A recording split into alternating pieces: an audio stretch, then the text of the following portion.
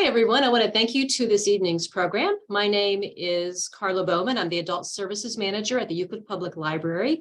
And this is a joint program with East Cleveland Public Library and the Euclid Public Library to do a book discussion.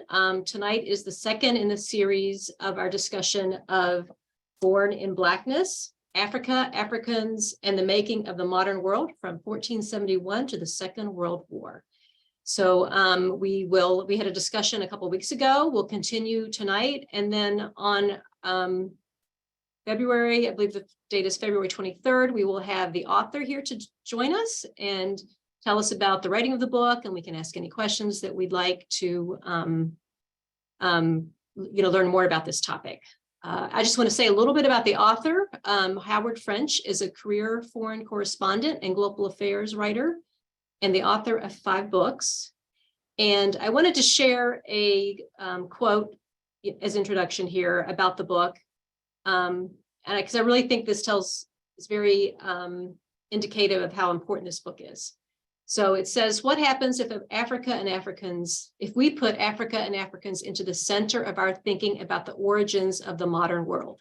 In this powerful account of 6 centuries of global history, Howard French takes us on a journey that effectively undermines many of the almost mythical narratives that we have been taught about the sources of Europe's strength, wealth, and modernity.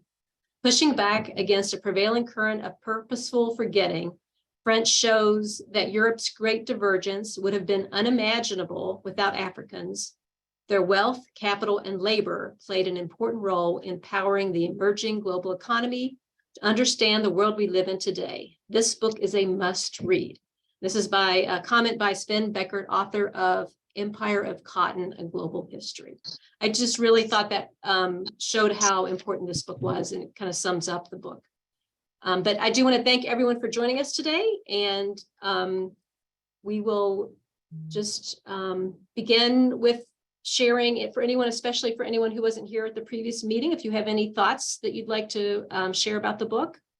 Yeah, I would. My name is Carol Shahid, and I was so shocked. I've read about Mansa Musa and his traveling from West Africa across the Sahara Desert to Egypt, and he took so much gold with him that it upset the balance of I guess the money in Egypt for 10 years. What I didn't know was that you have kings in Europe that had not as much gold as he had, and pardon me. They had the Black Plague, which had taken like 3/5 of the population, and they needed labor. They also didn't have the wealth. He wanted to project his image. He wanted to have the same type of image that the European kings had. So he travels across taking all this gold. Meanwhile, the Portuguese are watching him, and he has what they want. He has all these slaves, like 50,000 slaves traveling with him. He has all this gold, and he's trying to make an image of himself as important. But what he actually did was give European kings the idea of how to get slaves and how to get gold. That I never looked at it like that before. So that was mine, because they always like celebrate his trip across. I think he was from Songhai or Mali, I forget which one it was. And they always project like this was a real good thing. He was the richest man in the world. But in reality, down the road, it was not a good thing at all, because it focused then on Black people, where to get these slaves, the fact they got all this gold, how we're going to get this gold that he has. And then you have this shift as they're trying to get around to Africa, Cape of Good Hope, I think it was Bartholomew VIII, that circles, and how their focus changed from actually getting across to the Indies and it's focused more on trying to get this gold. And then eventually from the gold, they concentrate on the slaves. I never looked at it like that before. And I saw these cannons always in Africa, and I never knew why, the African castles, the slave castles. And I said to myself, why do you have cannons? Now I know why they had the cannons, because they were trying to protect what they were getting from the Africans themselves, which was the gold and eventually the slaves from other European countries. I didn't know that. I do think there was tons of facts in here that are just really, really interesting. Did anyone else have something? Yeah, I just wanted to throw this out, and I found it. I mean, I find it, somewhat interesting. When we talk about the Europeans taking over the islands, the islands in the West Indies. One of the things that it kind of brings back to mind is the whole notion of piracy and pirates. Mhm. We've always, we have these swashbuckling, swinging from ropes and cannons and whatnot. What they were doing, they were actually disrupting or interfering with the slave trade or the Right. trade of goods and services back and forth between the islands and the continental Europe. And so I'm just saying that to say that we're given a projection of Errol Flynn, whatever. I mean, he's the first one that kind of comes to my mind. But these guys were pirates. I mean, they were just like carjackers, so to speak. They would just take, they'd roll up on the ship and take the goods or possibly even take the slaves and move on. But I just find it interesting how the narrative of piracy is presented and how we come to look at it as a I don't want to say necessarily a good thing, but we're not able to really put it in context. And when we understand the magnitude of what was going on during that period, we get a sense of what was actually going on with with pirates, so to speak. So I just thought that was an interesting thought. I mean, whatever, it came to my mind. It is definitely romanticized. Yeah, very much so. Yeah. Very much so. Kind of like the cowboys in the West. Exactly. Now, Jack Sparrow, he is part of his career. Also, I wanted to make mention about this. The African kings were, in America, they always show them as like they eating people and they crazy. This projection of them is that they're highly intelligent political leaders of their own people that were structured with an army and everything. And the Portuguese are treating them with respect. And I want to know at what point from this image that they have of respect. And I remember one king, I don't know, it was Alfonso, whatever, they negotiated with the Portuguese to try to help them militarily deal with another group of people they were going to fight against. And they promised them like ships and some other stuff and also weapons. But they have this high image of them and how they treated them. And then later down the line, this inferiority complex come in place that they project in America, that they were crazy and that Black people are retarded or slow or they so it seems like to me, and I might be off, you have people involved in this goal and then slavery becomes just as profitable or more so than the goal. And they had to justify these slaves. Then comes this image of somebody's inferior. Whereas before, they didn't approach them as being inferior, but I guess they had to justify slavery. Then they start coming up with all these images of why they should be slaves. Whereas it didn't start off like that. You just have people who were prisoners of war, they were there, etc. But this thing of being people who were slow, because eventually you have this image of they have in America, Black people were in fear because they had little ears or they have a small head and a white man has a bigger head, has a bigger brain, or they had all these theories that came up by crazy people to justify it, but they didn't start off like that. No, and I think this book does a great job of showing that. Yes. Were you going to say something, Mr. Cockfield? Yeah, I'm just another thought. the great things I think that he does, or I'll say what he's done for me, is that he's kind of shown the connections between the continental United States and the islands. And in talking about Barbados, he points out that the intent was so high to produce sugar that the planters avoided planting crops or raising livestock to take care of the slaves. And what that then did was create a market for goods and services to come out of New England, because Right. New England was also a British colony. So the colonists that lived in the New England area were shipping cattle, lumber, food, whatever, down to the islands in order to support the production of sugarcane, Mhm. to the detriment of the slaves, obviously. But the planters had chosen not to, had chosen not to produce those kinds of things because production was so intense.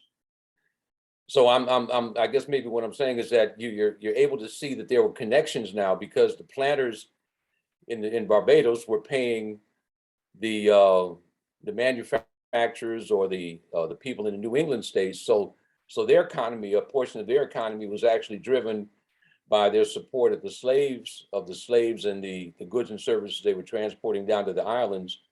So you're seeing this connection between all of these British colonies and British protectorates or what have you during this period of time. So England was making the money in 3 and 4 different ways.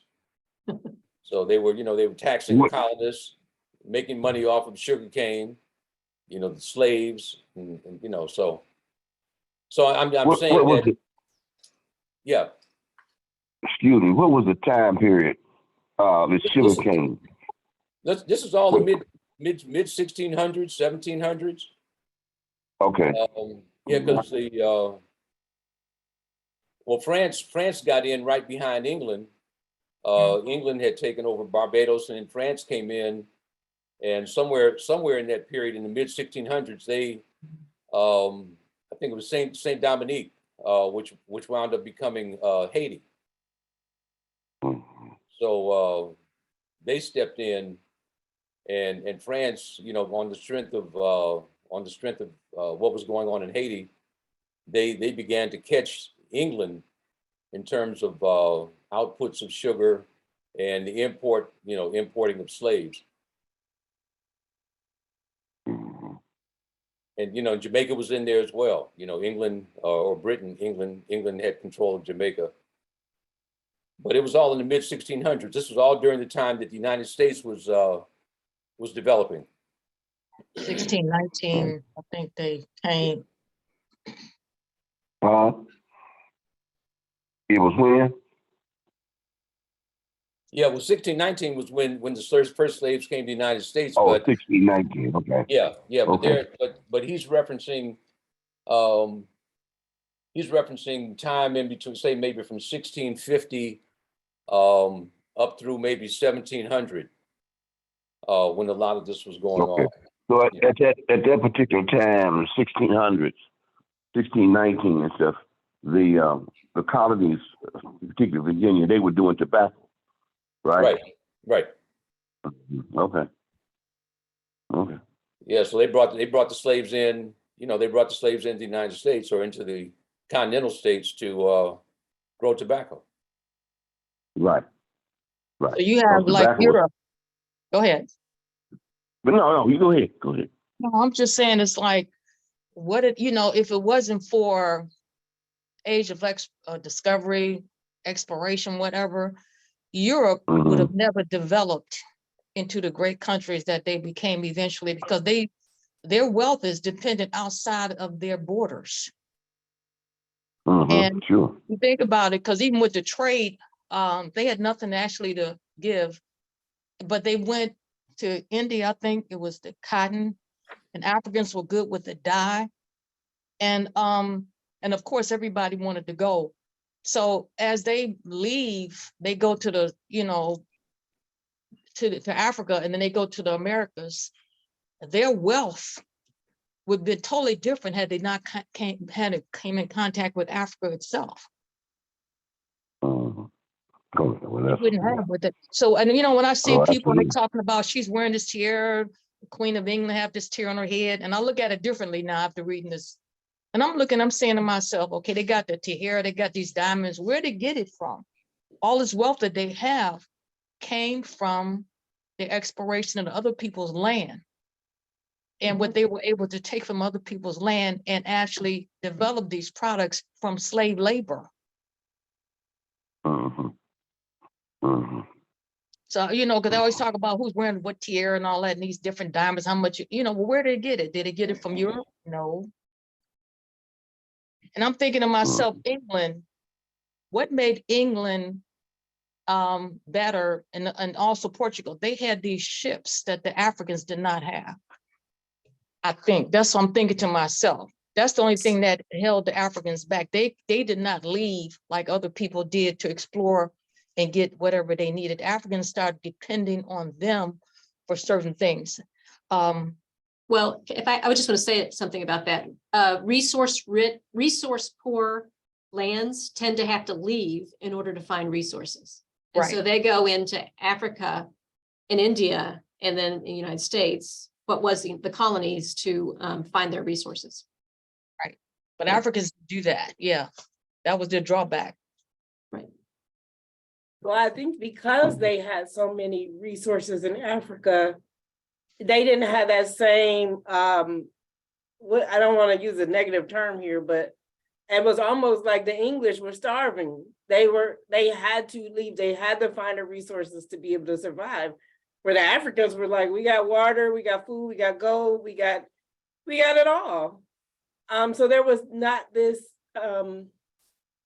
overwhelming desire to say, we got to go and conquer other people to get the resources. Right.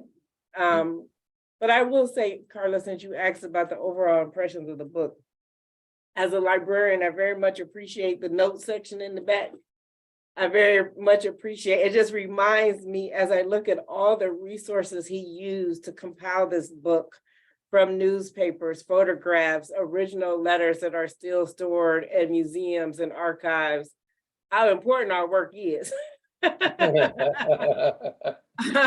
I'm like, wow, the number of books that he had to reference, the number of collections he had. I mean, in some instances, he physically had to go to some of these places to take pictures himself. But you can tell the amount of interaction that he had with institutions like ours. So I did appreciate, I'll be honest though, the book was a hard read for me because I like nonfiction that reads like fiction, and his nonfiction reads like a textbook, a school textbook. Right. It was a harder read than normal. Mhm.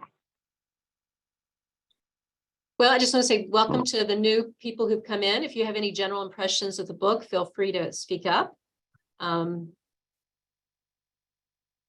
did have a question, and we kind of touched on this when you talked about the romanticizing of the pirates. And I feel like our history is full of myths. So is this unique to the United States? Any thoughts on that? Oh, there's a comment in the chat: slaves were not stolen and brought in people were. The naming or classifying of humans as slaves was done by those flesh peddlers. Africa moved around nomadically, lived where their resources were, and also gave the land time to recover and replenish these resources. Yes. Thank you for your comment. I'm trying to pull up the copy of the book that Jason Reynolds wrote, because he talks about exactly what you're talking about. You know, history is written by the winners, you know, and it's like, you think about, I think, you know, in high school, we learn about the different wars, World War I, World War II, the Vietnam War. But we learn about it from the American perspective. And so I remember when you get to college, you get into a little bit more advanced discussion, And that's where I was like, oh, wait a minute, it's a whole different perspective about the war, about the different wars. So I do think we all, as we are learning the facts, and even when I had the opportunity, I mentioned in our last discussion that I had the opportunity to visit Monticello, and when you are standing on the grounds and you're kind of looking around, you can kind of get a perspective that you wouldn't necessarily get from just reading the book or learning about it in the classroom. So I do think we have to approach these different histories with care because everybody's bringing their point of view of what happened, and it's going to be a difference. And if you are the winner, you want to make sure you tell that story, make it look good. Yeah. I believe the Jason Reynolds book that you're mentioning said that other countries don't do this as much, don't create these myths about themselves like Americans do. And I didn't know if there are any thoughts about that. But don't they, Carla? I mean, because I don't know. I've read some information from the Japanese perspective. Well, I guess I don't know if it's necessarily from the Japanese perspective. It wasn't I was reading it in English, so I don't know what the translation was. It wasn't like I was reading their language. So I don't know. But I just got the feeling that they did have a different rationale for why they were fighting. But then I guess if you look at Germany and their situation with the Holocaust, they try to be very honest about what happened. They don't try to sugarcoat it. And they're very intentional about teaching what happened. And I think they have laws against like Nazi propaganda, like no one is allowed to fly the Nazi flag. And they have there are some actual consequences. So if people try to portray the Nazi regime as something other than what they were, they're just like, no, that's not happening. So I guess you could be right, Carla. I know we got to get outside of America. You know, when I think about myths, I think half of United States history is myth, because they start you off in elementary school that George Washington never told a lie. He chopped down the cherry tree and then he told the truth and etc. That's a myth. That's something that never happened. They say that the slaves were happy. This is in a textbook in the 50s and the 40s. Slaves were happy on the plantation. They sang and danced all day long. So you have, was in an American history textbook about slaves actually being happy, even though the families being separated from one another, even though people were killed, they worked to death. So you have a lot of American history that is from their own perspective. As you said, history is the person who's winning, and they had to write the book. This book is different because it gives a different view. It puts Africa in the center. Whereas in America, the book is American history is placed United States, America in the center, but it's a lot of myths of things that actually was not true.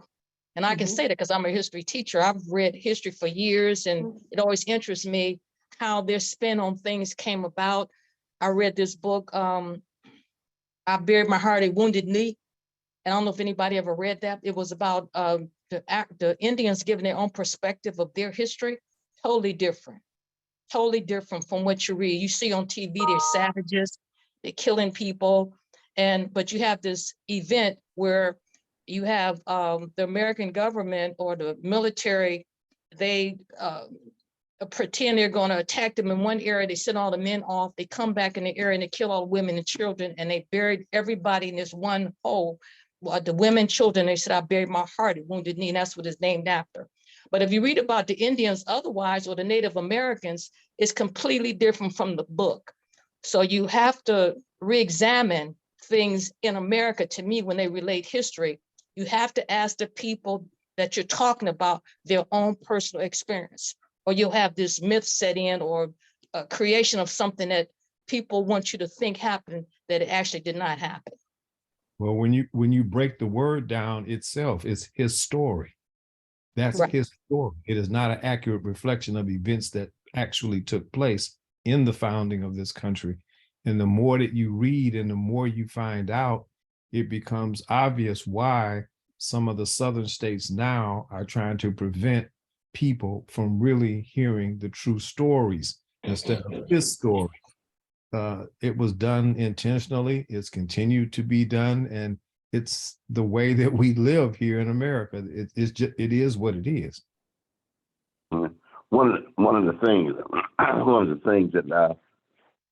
that was surprising to me that I found at some point in time, and I was interested in this history line of what you were talking about as far as the sugar cane and tobacco, and then when cotton became king in Mississippi, Mississippi was one of the richest places in the world because of the slaves and because of cotton. Mhm. And so one day I went on Google because it was interesting to me as to how much cotton was grown in an acre. And this is just, I'm grown and I'm looking because I never thought about it. There's only about 600 pounds of cotton in an acre. A human being had to pick 300. So that means you had to pick half an acre of cotton in a day. So if a guy you see these pictures with a guy with his whole family out there. And so what the U.S. had done, or what the powers that be had done, they had broken down, how much cotton a grown man can pick, how much cotton a 16-year-old can pick, how much cotton a woman 21 can pick, when she would start picking cotton at 16. And surprisingly enough, it's on Google. You Google it, they give you the whole thing. It's laid out. It was an industry. And I'm like, wow, this is really surprising. So if you got to teach history and you got to teach American history, you got to teach that because that's how they came up. And that's how they become, because when cotton was king, and that's the thing, cotton is king. Cotton made more money than anybody in the world coming out of Mississippi. And what they did, they changed the kind of cotton they was growing to Mexican cotton because it was easier to pick and grew faster and better, and the slaves can handle it better. So I didn't want to stray too far from what we were talking about, but it's just, when you look at the historical thing, they went from cane to tobacco to cotton. And that's why the tobacco industry is so strong in the U.S. is because they helped build this country. They helped build this country. They was king before everybody else was. Between tobacco and between sugarcane and cotton was tobacco. And that's where Thomas Jefferson stands, So anyway, I digress. But it's interesting to hear, when you start talking about the history of this place, and how it is, how it really, really is, and what the meaning of it is. Because you got 4 million slaves that's primarily in Mississippi, and they worth more than the product that they're growing. They worth more than the product. There were a couple of things that you just mentioned. In talking about production, you have land, labor, and capital. Those are your major inputs. And when you have a system that's controlling labor and capital, capital to the extent that you're identifying these people as property. So now you're leveraging your finances against births, deaths, capabilities of production. So you're not only forcing someone to do the work, but you're now also he's now, you're collateralizing him as part of your operation in order to finance more and more production, more and more slaves. So and the other, there's another point that you brought up about being able to identify output. output per slave. Well, it just so happens I'm reading another book right now called Accounting for Slavery. And I find it interesting because what in looking at the sugarcane production, there were a number of various steps that went into the production of sugarcane. And so the whole process of accounting for the labor had to do with identifying particular slaves who had certain capabilities and assigning them to certain production processes. So, Absolutely. so the accounting for the sugar production had to deal more with the efficiencies of production, more so than who was doing the work. So you were assigning very specific people to very specific tasks, and you were managing the task. Whereas in cotton, those same efficiencies were multiplied because the cotton was very simple. You just get out there and pick it, clean it, and ship it. So there was not very much. There was not very much that actually went into. There's not very much that went into the accounting process so much as it was with sugar production.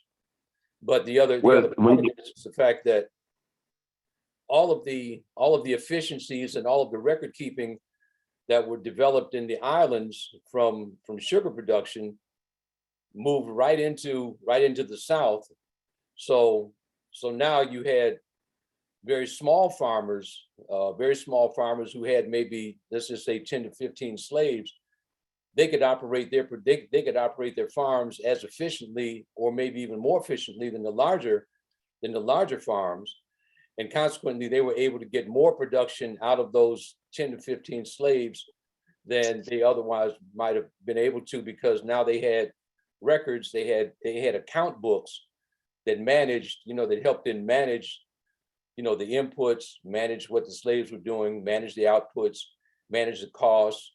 So they were now able to track, all of their, everything from start to finish over the course of a year's time.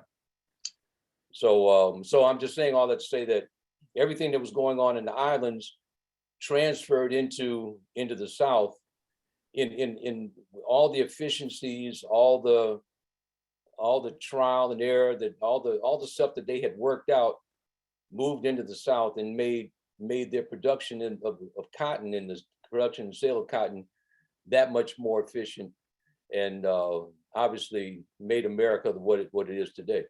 Mm-hmm. Yes, because you got to remember, and when you think about it, they when they transferred, that's a lot of information. They just went from one industry to the next. When they go from sugar cane to tobacco, and then they go into cotton, and when they got to cotton, you got a product. You got to figure that one male at 21 years old, at his peak of production, just like anything else, he's got to pick a half an acre. That's 300 pounds. It ain't but 600 pounds in an acre. Mm-hmm. That's getting that. Now, when you start teaching history, if you really want to teach history, you got to teach that. Because when you start telling somebody, talking about, well, this is, this is how we came about, and this is how we made money, and this is how the cotton industry was, and it went from sugar, as you were describing, the efficiency and the inefficiencies and the mistakes they made in sugarcane transferred to the cotton industry. But you got some industries in Mississippi, you got some slaves, they had 200 slaves. You got a lot of them that didn't have that, but you got a lot of them that did. And they go to work. And they knew that when a girl got to be 13 or 16, she was no longer productive. So between her age of 5, that's why you see little kids in the field, and in 13, there was a certain amount of production you got out of a female. After that, you had to breed them. Because their cotton picking efficiency was going to drop off. And the other part of that is the fact that they had killed the slave trade. So now you have to. Oh yeah. Now you have to breed. You got to breed your labor. You got to. You got to. They You had gotta- breeding farms. Yeah. They had gotta breeding Yeah. farms. They Yeah. farmed it just for breeding, and they were sold at birth, the babies. You know, and that's how you Yeah. have this. That was more also- efficient. Yeah, and also that leads to the formation of psychological, Well, uh, tools to make them feel, because you born into slavery, you come from breeding farms, they get them little, they know nothing about Africa after that.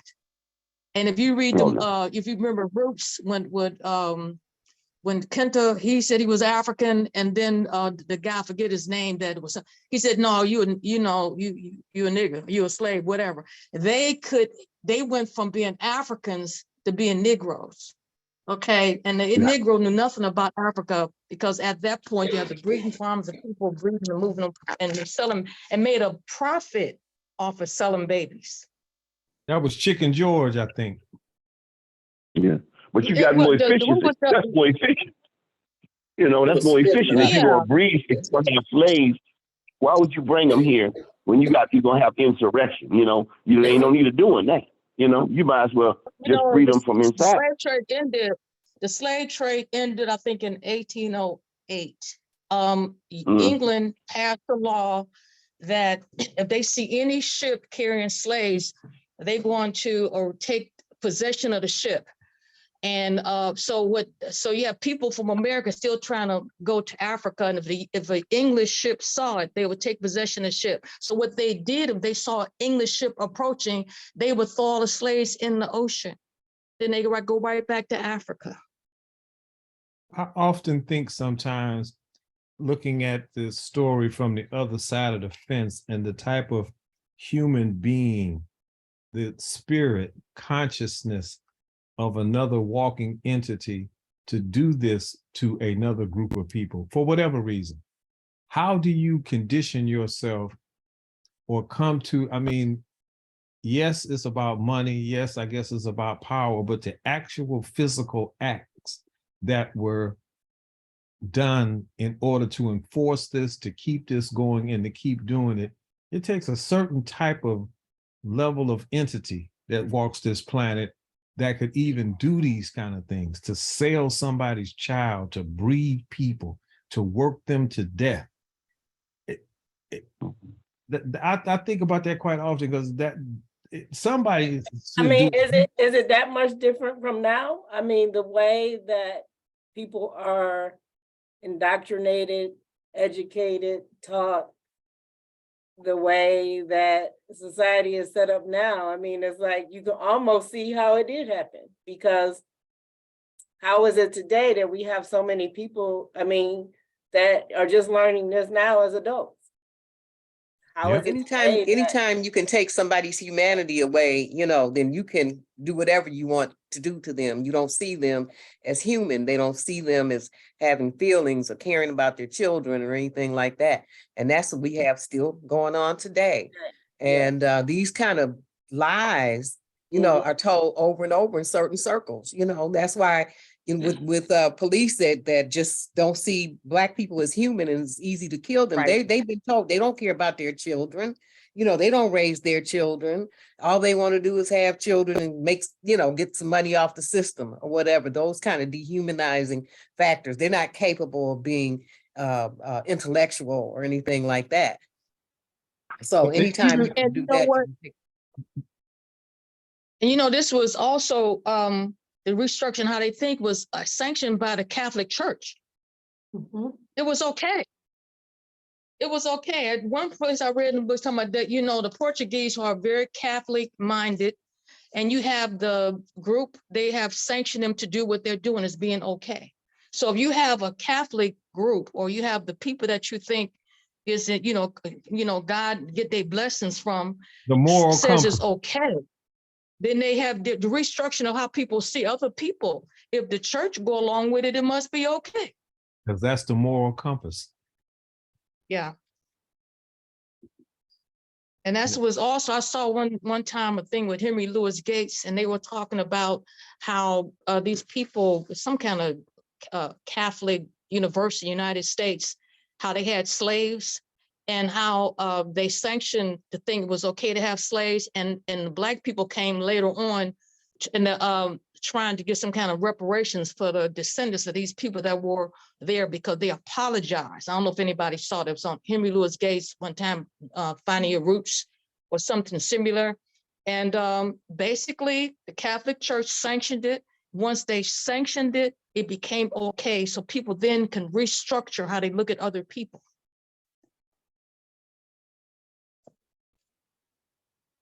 Hmm. And how they try to square that is by saying that these people are not part of the, they're on a different branch of humanity, a different branch of the tree. And so therefore, Absolutely. they're not really, you're not really hurting them, or because, they're no more than sophisticated animals. But at a base level, Like, they, it's so so comprehensive, when you think about, like, on page 415, that he's reviewing the statute, the whole debate about the Confederate statues. It's like, it's not just like in our educational materials and in the media. You think when you go out and you see street signs, like I'm at, like Ohio, it's mind-boggling that we allow the Confederate flag to fly in Ohio simply because Ohio was a Union state. It's mind-boggling that we allow street signs to be named after Confederate soldiers.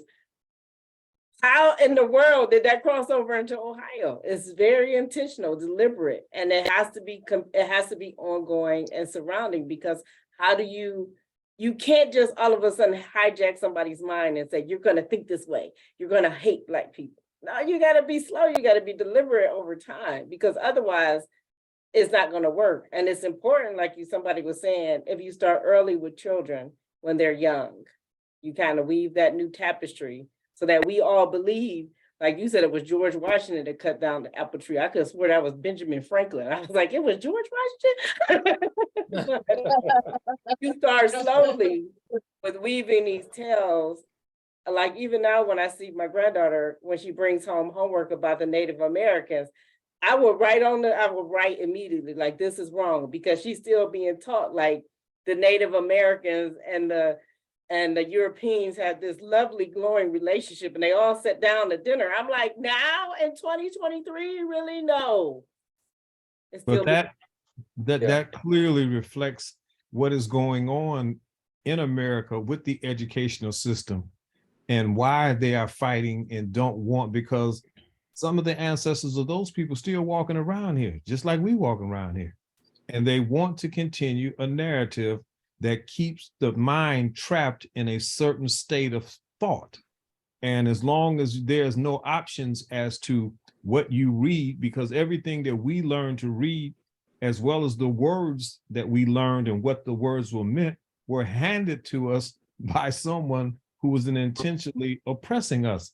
And so now when people are, because of the internet and other available places to now research and to gain knowledge, they see that they want to stop that so it can continue the way that it is. It just, America's a very interesting place, and you have to be very sophisticated in terms of how you think if you are to prepare your children for the future that's coming in this country. Because there are some people who believe that the way it is the way it should always be. I think that, just as I think often about the educational system and hearing what Casey said about her grandchild, and I have a 5-year-old grandson in kindergarten. And, as I've said to his mom, you have to be very intentional in affirming him, who he is as a young Black male child in this country.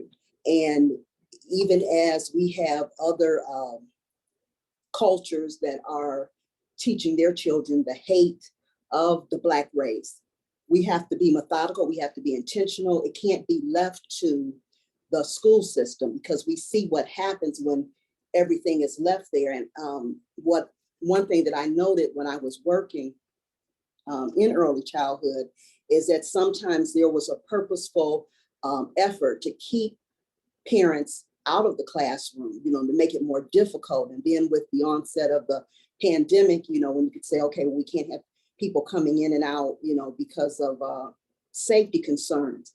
But all of that thought process is very methodical. And we have to have those conversations as well to keep the conversation going at an earlier and earlier age. And not to belabor the time, but just to say overall the impact of the book for me, which is why this time I just was sitting mostly silent. I found the second half of the book more difficult to get through. But as I mentioned in our first meeting, I do believe that this work is something that should be on the curriculum on college campuses. It should be something that in AP classes in high school, that it should appear there. And what encouraged me even more in that thought was I read something today about Governor DeSantis working to have Black studies taken out of the AP curriculum in high school. And and I'm thinking, I'm reading this, on the internet, and I have the book, still preparing for this meeting today. And I said, what is that? How is that being allowed to happen, even today? It's an erasure of history, of trying to erase the history of a people altogether. And if you can erase somebody's history, you can just go on and commit genocide, and there's nothing to say that who they were or how they existed or anything like that. That's why I think it's incumbent upon anybody who teaches history to just teach it in as many venues as you can, like on an Underground Railroad type of thing, passing it along. It's History Underground Railroad, whatever, Well, but I literally think come to that. because it's, and not only, is it dangerous to, whitewash history, to put someone else's spin on it, to say, here's what's happened. I mean, it's almost akin to erasing it. So Well, I recently I got to attend a library conference in New Orleans, and I was intentional about going to any session that was offered by Native American authors. And so one of the sessions that was really memorable was about the boarding schools that many Native American families were forced to go to. Yeah.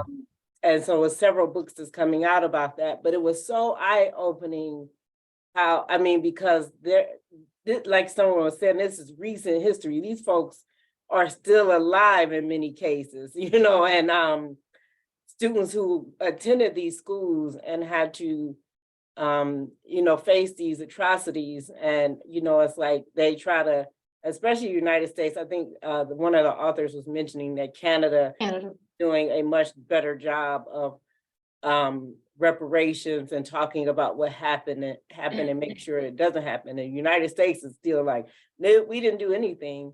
But one of the acts that the Supreme Court is going to be considering is they're removing the legislation to protect Native Americans from being adopted by white families. So they passed some legislation years ago that says that any Native American child had to be adopted by a relative first, another Native American family second, and then if all that failed, then they could seek a family in a different community. And so now they just want to take that away so that Native American families have no protection and their children can be put in foster care, their children can be put in all these places again. And I'm just like horrified by that. I'm like, what the heck is wrong with America? But the fact is, most of us have no idea what's going on. Most of us, you get so enraptured in your own history, like a lot of Blacks, we're fake. We look, because we got so much going on, African American community. It's hard to devote some time to say what's going on with our Hispanic brothers and sisters and the Native Americans and Asian. It's hard to say, oh, wait a minute, there's these other atrocities happening too. So it's really interesting. I call it a legalized insane asylum. Well put. if we did what Germany does, we'd be so much better off if we'd be willing to put our, not me, but not people like us who are on this Zoom, but the powers that be, if they would follow Germany's example, and I mean, they wouldn't dare fly a Nazi flag anywhere in Germany. They just wouldn't do it. And they accept their history.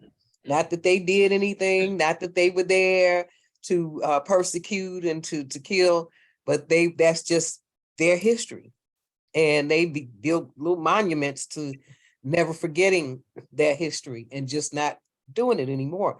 But this country has always gone through cycles where people start to feel threatened. And then, they go crazy. And we're back, and we're in just as bad as a cycle as we were in at the end of Reconstruction, as far as I'm concerned. I agree. That's why I said that for when you really look at it all, those people are still walking around here and pulling the strings from behind the scenes and in very powerful positions, because they might have, quote unquote, lost some battles in the South, but they still are in the war. And that's why I'm so thankful that East Cleveland and Euclid have partnered on this project. And I hope that we will continue, and we need to be doing this outside of Black History Month. But I think it's so important that we continue to bring these topics up, because you look around and unfortunately too many of us aren't talking about it, and we need to be talking about it. We need to be doing programs, displays in our library. We need to be pushing back against all these book bans, because if it's happening in Florida, guys, it's coming to Ohio next. That's right. That's right. So I appreciate everybody's time today, and you guys committing to participate in this joint effort. And I hope that we can look ahead a little bit and figure out something else that we can do together. We're coming up on our time, but I did want to ask a question. We do have the opportunity to speak to the author in a couple of weeks. Does anyone have any questions for the author? Anything you'd like to know from the author?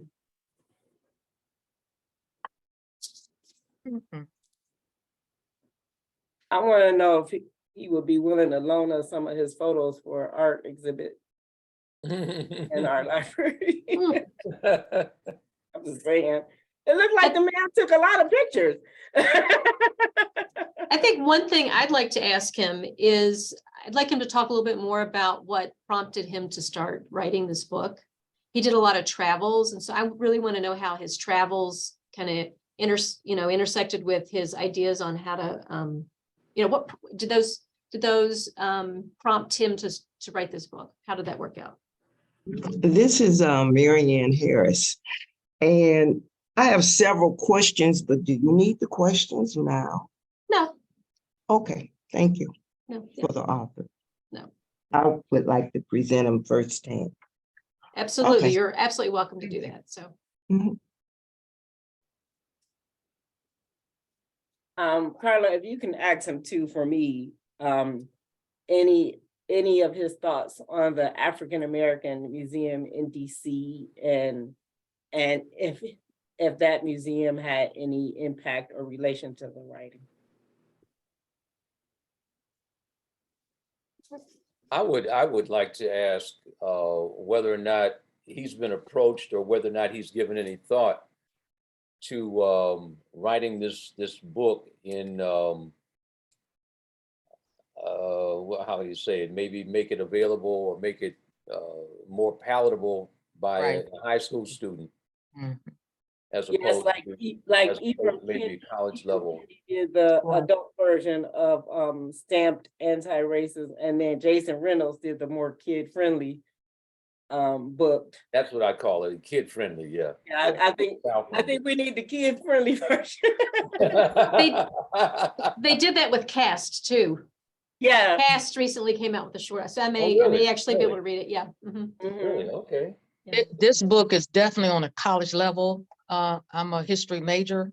And when I looked at the book, like you said, it's not as, you read fiction, so you flow. With this one, you have to think, and you slow down and put everything together. After I read the page, I go back and highlight what I did read and move on to the next. But This is definitely college level material. But it definitely needs to be in every high school. Right. Needs to, as you say, soften somewhat the presentation. Yeah. Because usually you read a book, it just flows. This one you have to say, okay, okay. Then you read it, and then after you read it for a while, it starts flowing. But it's definitely how you read a textbook, because I'm used to reading textbooks. So this is a textbook, basically. The questions is not there afterwards, each chapter, but it's definitely have a lot of information. It's put together like you would a textbook. The only difference is sometimes he highlights things that's personal, like he talked about his girlfriend with the mountains, his brother when he was traveling, the Jenny was when he was in Mali, things of that nature. But this is basically like a college textbook. Can I ask a question? Because I haven't read the book, and anybody maybe can answer this. I teach at Tri-C history at Tri-C, and so I'm just wondering, could it be on that level, or is it above that level? So it's like the first 2 years of college, or is it more or less like sophomore? And I It's would definitely not say for the freshmen, I not the, would say AP. No, not freshman. I don't I, think. I, a I freshman is think, ready. you know, when I was a freshman, I had books like this. And history books, that it would okay be for me as a freshman, but I Well, think like a regular high I school think person. maybe if I had to say to teach this book, I would say maybe take it in small chunks. Like don't give it to them. Be like, we're gonna read this whole book. Like, we're gonna Supplemental. read part of this chapter and then really discuss it and go into that particular section of the book. Like, to present this as once, I think a lot of college students might just check out. oh, Okay. just like maybe a supplement to maybe the regular textbook or something like that. We'll spread it out over a longer period of time so that Yeah, you'll be able to but do I'm it. telling you, it's what I'm used to once I got to college. This what we've dumbed down so much that this I believe should be an AP high school history book. I concur, yeah. Yeah. And let people sit with a dictionary and look the word up. Put them in front of a map so they know where these places are. Yeah, But we're so accustomed to asking Google and Siri and whoever else Mhm. that we're afraid to dig into material. I mean, it scares us, and to our detriment. It scares Well, us. here's the test. You have the college students, you use it, and then you come back and let us know. Let us know how it worked. I'm intrigued now. I think one thing that was mentioned in terms of breaking the book up into parts, I think that maybe for some classes, maybe assigning groups to 3 chapters and letting them present to the class and break it down that way. And then have a discussion, because at least that way you could start the discourse. I think doing it that way would, because it was a hard read. It really was. Some said I like for my nonfiction to read like fiction. I'm a part of that group. But it was so intense, but just so emotional. I wanted to say one thing quickly, that in my reading this time, it talked about the explosion of the gun business and slave trading. And I thought about, well, here we are still in the United States, and all of the problems with guns, and just the way that things intersect and the way people hold on to what they believe is their rightful heritage based on the way that they learn history. Yeah, it's a lot to digest, but it can be done. And also this could, not necessarily Black history, but a class in world history. Because world history is mainly about Europe, period. Mhm. This would be a good supplemental book to use in world history, not just in Black history. Absolutely. I see it more in world history than anything. I agree. Yeah, this is how the modern world began, right here. Yeah, exactly. That's right. And as we get farther and farther away, it's heartbreaking to hear kids really asking, like, was Harriet Tubman, like that's Harriet Tubman was real? Like, I'm like, oh my God. Like,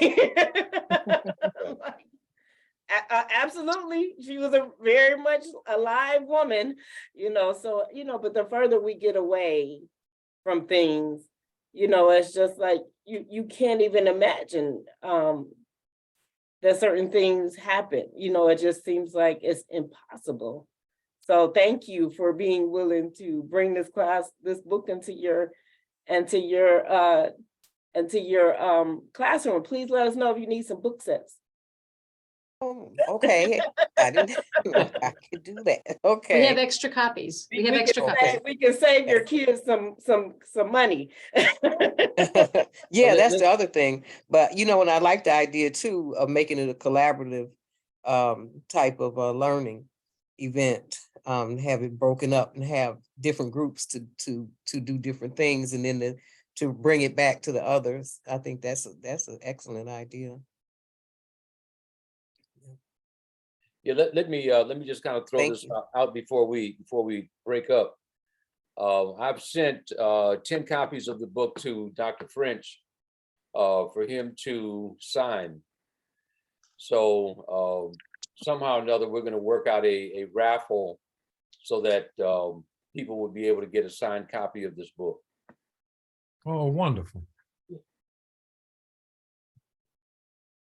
Well, on that note, we will finish up the program. I want to thank all of you. This has been a wonderful discussion, and I think you can tell it was a wonderful discussion because I didn't have to throw any questions out there. You guys just took it and ran with it, and it was great. But I do want to invite everyone to come back to the program on February 23rd at 4 p.m. That's in a couple weeks, where we will have the author with us. And come with your questions. I've written a couple down here from our conversation today. So really hoping to have a great conversation with the author on that day. But thank you everyone for joining us. Thank you. Okay, Excellent. thank you Thank you. very much. Okay, Thank Good you. evening, everyone. Okay. good Bye-bye. evening. Thank you for your Bye-bye. thoughts. Mhm.